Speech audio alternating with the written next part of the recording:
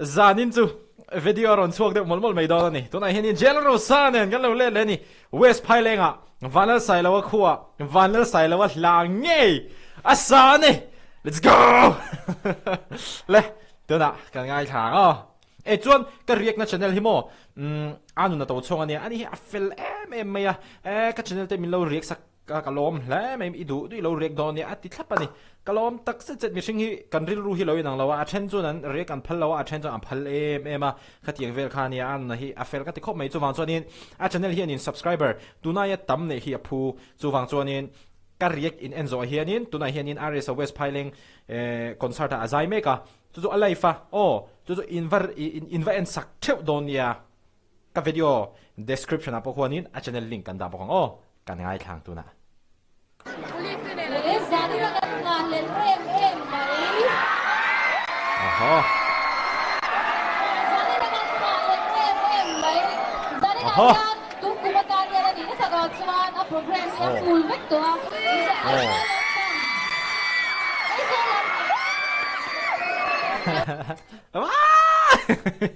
Ay sa lampang, parang lampang Facebook program niya lang sa ito lawa. Ang ay road to kan district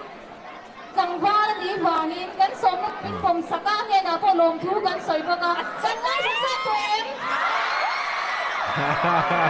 Ay kadlay ringin. Ole tuna sa turing. Lalrosanga'n. My man, West Phaileng mi puite. Bye bye, bye bye. Bye bye, bye.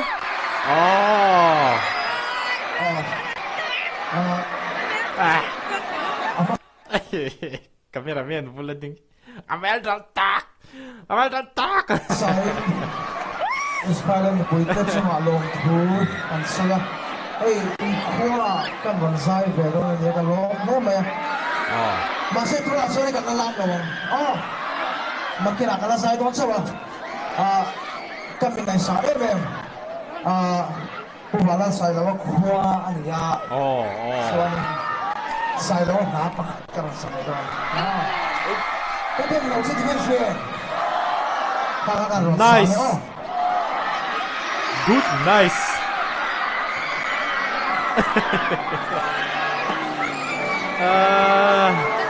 West Phaileng mi puiten are sai lo choi moi thim khop mai aro pui lo tok hey bani pa po lo lang ni hi rin chana po rin chana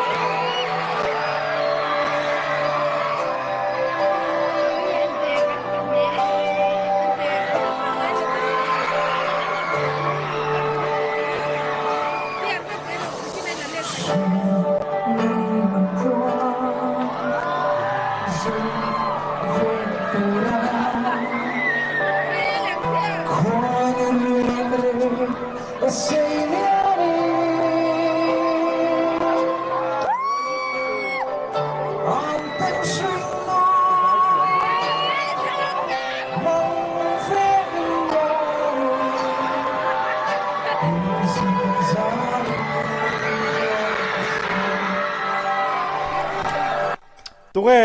ai ra giải thiệu lâu thì khá bỏ khắp này cái này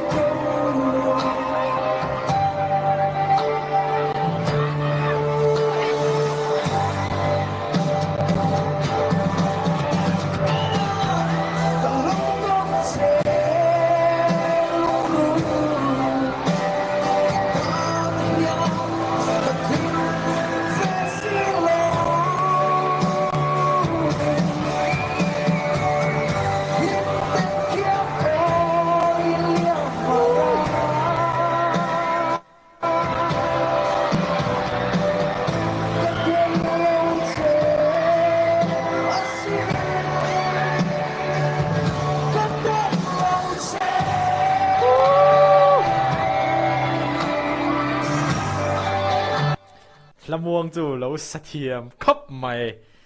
mania samson ne interview na lamuang po ka sathiam mi lo te la kul po ka la sim mi sathiam ne te lo te asaka zai thiam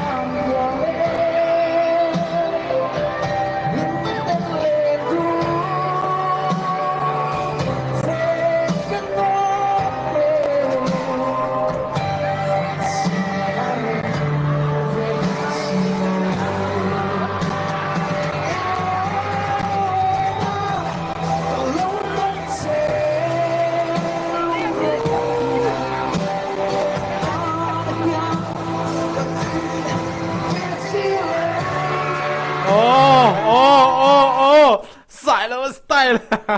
ไอ้อามาสไตล์เนี่ยนะ mix in กับเฮียตูนครับซุโม่อาตีละคันตีนะติเซวันหัวคันนี่นะสไตล์ละคันนั้นหลุดเลยค่ะเซคัมมาอ่ะ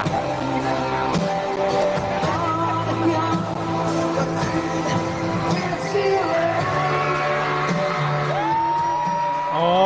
what a nice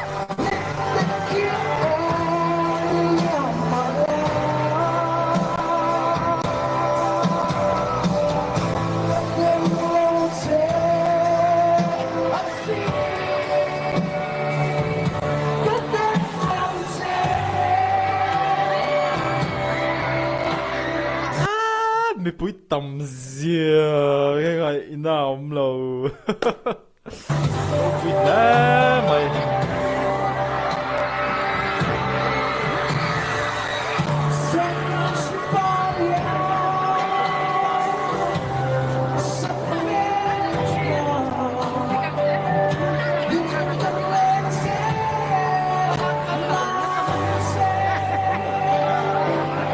và hẳn giải thiện về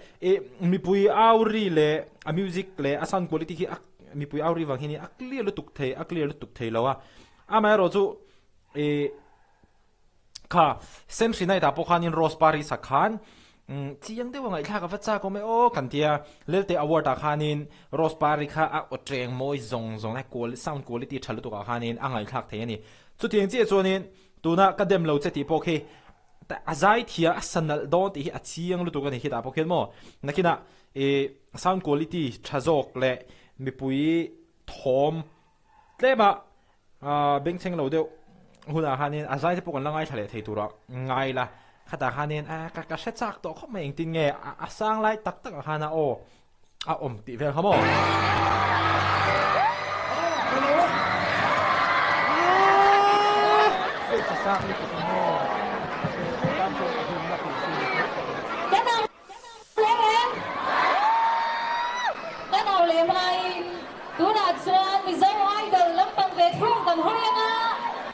กันขั้วแล้ววิ่งเฉลิมตู้ตุ้มนี่กันวิ่งแองเจล่ามันส่งปาริซัตตูริเราส่งแองเจล่ามันส่งปาริซัยเวเลดอนเวสไพเลงมีปุยเตะติดข้อไม่เก็บพวกเวสไพเลงแข่งกัลเวตัวขั้วขี้อนุวมครบไหมอ่ะแต่เป็นสกิปเดโมอันนี้เซตอัพช่วงเวล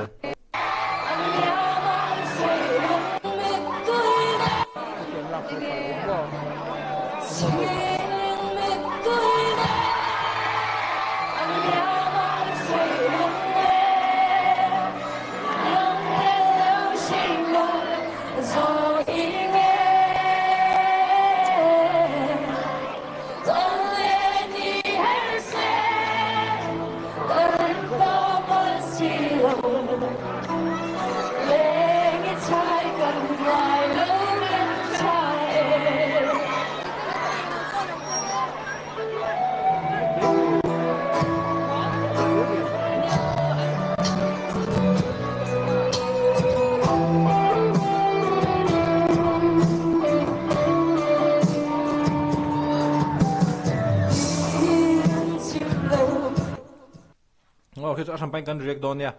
ai mi video hi chu ti khanin aresan Vanlalsailova hla sak pol khanin da lolo phop mengo athiam katia athiam in tivem ke chon athiam kati chong tinga thil ei pa tan react min ti chonin daijin ke ni ka min puma acidic dewa to chon daijin ke ei pa ni